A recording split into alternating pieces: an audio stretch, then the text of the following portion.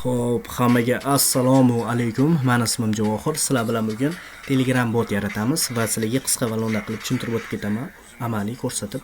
Telegram bot vazifasi portlarni skaner qilish, ya'ni saytlarning portlarini skaner qilamiz. Bizga kerak bo'ladigan narsalar kutubxonalar. Birinchisi Python Telegram bot kutubxonasi, ikkinchisi Python Nmap. Xo'p, bu kutubxonani ko'rib chiqamiz. Nimaga ko'rib chiqishimiz kerak? Paypiga kirib dokumentatsiyasini o'qib chiqishimiz kerak. Saviyali bo'lishimiz kerak albatta. Men shuni talab qilaman sizlardan. Kimdir xohlaydi bu narsani, kimdir xohlamaydi. Kimgadir qiziq, kimgadir qiziq emas. Nu prosta aytib ketish vazifam meni. Chunki videoning davomida bu haqida ham sizlarga gapirib o'taman. Xo'p, Python Nmap ham yuklab olamiz. Buni ham ko'rib chiqamiz. Paypiga kirib. Xo'p, endi o'tamiz ikkinchi o'ringa. Ikkinchi ishga Telegram bot yaratamiz. Bot fazerga kirib olamiz. Yangi bot buyrug'ini beramiz. Botga nom tanlab yuboramiz. Keyin sizga API token beradi. Xo'p, API tokenni hech kimga bermang. Keyin scan.py degan fayl yaratamiz va mana shu kodlarni ichiga joylaymiz. Bizga botimizni ishga tushirishimiz uchun. Xo'p, nimaga men mana ikkita kutubxonani ko'rsatyapman? Mana kodlar, mana dokumentdagi kodlar, yo'riqnomadagi kodlar prosta demo. Sizlar buni o'rganib chiqinglar Telegram botlar uchun. Keyin Nmap o'rganib chiqinglar, ya'ni skaner qilish yoki boshqa narsalar, yana qo'shimcha funksiyalarni hammasini o'qib chiqsalaring dokumentatsiyada bor. O'shaning uchun men sizlarga aytayapman, o'qib chiqinglar, tarjima qilib bo'lsa ham. Problema emas. Botdan shu brauzerning o'zidan tarjima qilib o'qib olsalaring bo'ladi.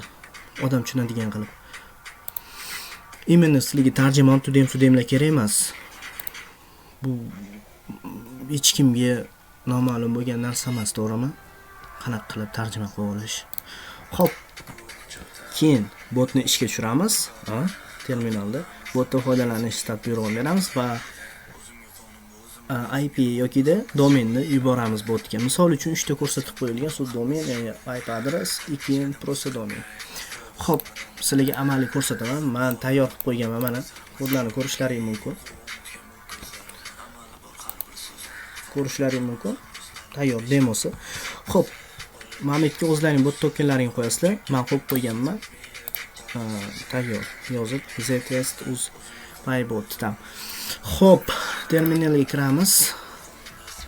Avval ishga tushirib ko'rsatgan ko'ravermayman.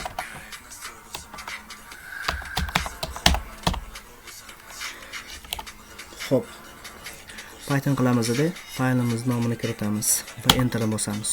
Sizlarga hech narsa ko'rinmadimi? Ishga tushirganlaringdan bu yoqda konsolda, demak ishlayapti bot. Hech qanaqa xatosiz. Xo'p, botga kiramiz. Startni bosamiz. Salom. IP yoki host port skaner bu botiga xush kelibsiz. Skaner qilish uchun IP yoki domenni yuboring deb. Misol uchun kuningizni yuboramiz.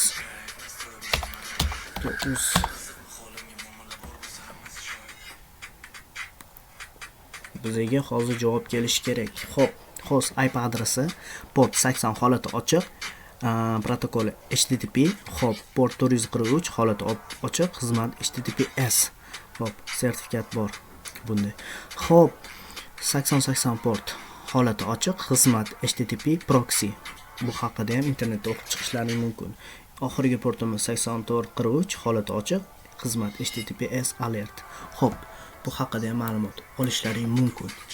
Keyin bu bitta funksiya hozir faqat portlarni ochiq yoki yopiqligini, yopiq portlarni bizga ko'rsatmaydi. Mavjud portlarni hammasini ko'rsatadigan qilsak ham bo'ladi. Buning uchun biz nima qilamiz? Ma'lumot olib chiqamiz va funksiyonal qilamiz. Bizga hozir ochiq portlarni xolos ko'rsatyapti. Nmapda nima bo'lsa, hammasini qilsalaring bo'ladi. Mana shu bot orqali foydalanishlaring mumkin. O'sha Nmapda nima ish qilish mumkin bo'lsa. Uning uchun albatta buni o'qib chiqishlaring kerak. Osmon nomislar, ChatGPTdan so'raysizlarmi? Xo'p, hammaga har xil ChatGPTdan so'rasalaring ham bo'ladi, eslashda. Boshqa neyron tarmoqlardan ham ma'lumotlar aynan shu edi. Bugun sizlarga bu haqida ma'lumotlar, men qo'llanmani ham men Telegram kanalimga tashlab qo'yganman, kodini ham tashlab qo'yganman. Bitta qitmirli ish qilib qo'yganman-da sizlarga. Nimaga bilasizlarmi? Xo'p, kanalimga kirib ko'rsatay sizlarga. Sizlar ishlata olmaysizlar, qitmirligim bor-da mana. Fayl nomini nmap.py qilib qo'yganman. Kutubxona nomi ham nmap va ikkalasi ko'rishib qolganda urushib qoladigan fe'li bor. O'shancha sizlar boshqa nom qo'yib, boshqadan saqlanib qilib, keyin ishga tushiringlar. Nimaga ishlamayapti deb meni boshimni qotirmanglar. O'zi aytishim kerak emas edi bu narsani, mayli aytib qo'ydim sizlarga. Omon bo'linglar, sog' bo'linglar, yana ko'rishguncha xayr. Meni ismim Javohir edi. Sizlar bilan bugun shu narsani ko'rib chiqdik. Endi bu oddiy ma'lumotlar va men sizlarga ezilib maydalab nuqtasiga qo'yib gapirmadim. Shunchaki tez gapirdim. Qisqa va kam hajmli video qilmoqchiman. Maqsadim shu va ko'proq ma'lumot tushuntirmoqchi edim. Amaliy ko'rsatib. Xo'p, sog' bo'linglar, omon bo'linglar. Yana bir bor.